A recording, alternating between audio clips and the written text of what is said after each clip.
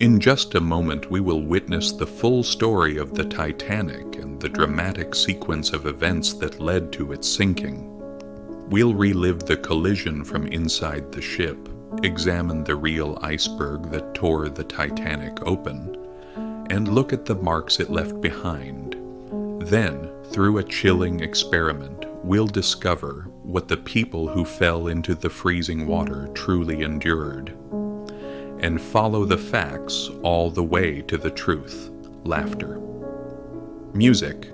The sound you heard was the real distress call sent from the Titanic. Using the telegraph, the operators transmitted Morse code signals to nearby ships. Asking desperately for help, Titanic was slowly but inevitably going under. At the telegraph station was a 25-year-old young man named Jack Phillips. He stayed at his post until the room was completely submerged. He acted heroically until the very last moment. But nothing he did could stop what was coming. The Titanic would not be seen again until 73 years after it disappeared beneath the ocean, and everything would begin anew once the wreck was discovered. This is the mysterious story of the Titanic. Music. Everything started over a century ago, in 1912, exactly 111 years before today. The newspapers printed massive headlines: Titanic to begin her maiden voyage.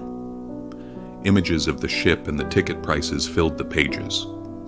The story of the Titanic was rooted in competition. The transatlantic passenger business was booming, with companies racing to transport wealthy travelers and immigrants across the ocean. White Star Line wanted to answer this competition. But instead of building the fastest ships, they chose to build the largest, most luxurious, and most comfortable ships ever seen. In 1908, they gathered almost an army of workers, mostly Irish laborers, and began constructing a revolutionary new class of ocean liners. They said, "We may not be the fastest, but who wants to spend days on a ship feeling seasick?" That became their motto. Their first giant, RMS Olympic, was launched soon after it was the largest ship ever built. But the world was waiting for the next one, RMS Titanic. Nearly 14,000 workers built her. On the day she was launched, 200,000 people came to watch. Witnesses said it felt like the ground itself was moving. Her anchors weighed 15 tons each. Inside, the ship was decorated with the most expensive and elegant materials available. Some critics argued that money should have been spent on new technology instead of luxury. 4 propeller ships with better maneuverability existed at the time. But White Star Line wanted prestige, not speed. On April 10, 1912, Titanic began her maiden voyage from England to New York. As she left port, operators warned of possible icebergs on the southern route. It was a routine warning, nothing unusual for the Atlantic. At 9:30 p.m., a ship ahead of Titanic, the Mesaba, reported massive ice fields. Titanic's wireless operators received the message, but never passed it to the captain. They were too busy sending paid messages for first-class passengers. The night grew colder. The sea became eerily calm, flat like glass. In the crow's nest, lookouts rotated every 2 hours. Just before midnight, one lookout saw a dark shape directly ahead. It was too late. He rang the bell 3 times and phoned the bridge. "Hard to starboard!" But with a 46,000-ton ship traveling at 22 knots, turning was impossible. 37 seconds later, at 11:40 p.m., Titanic scraped the iceberg.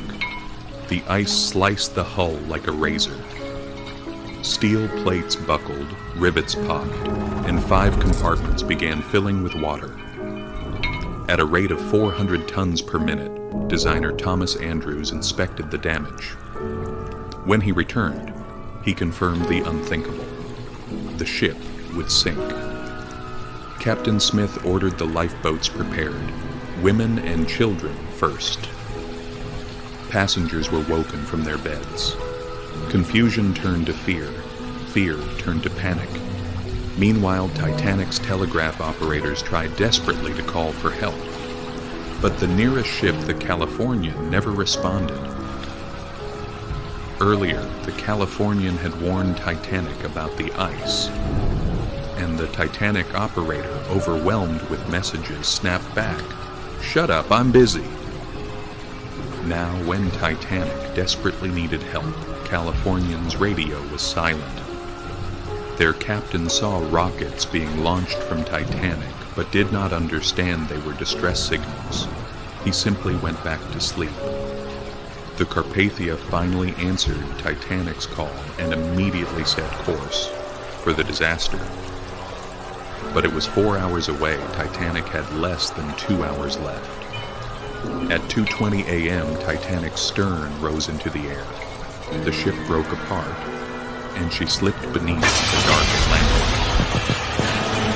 Hundreds of people were left in the freezing water, screaming for help that never came. The Californian was only 32 kilometers away.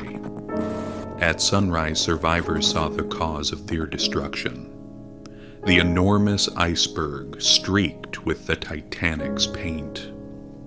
Only 705 survivors remained. More than 1,500 people, mostly men and lower-class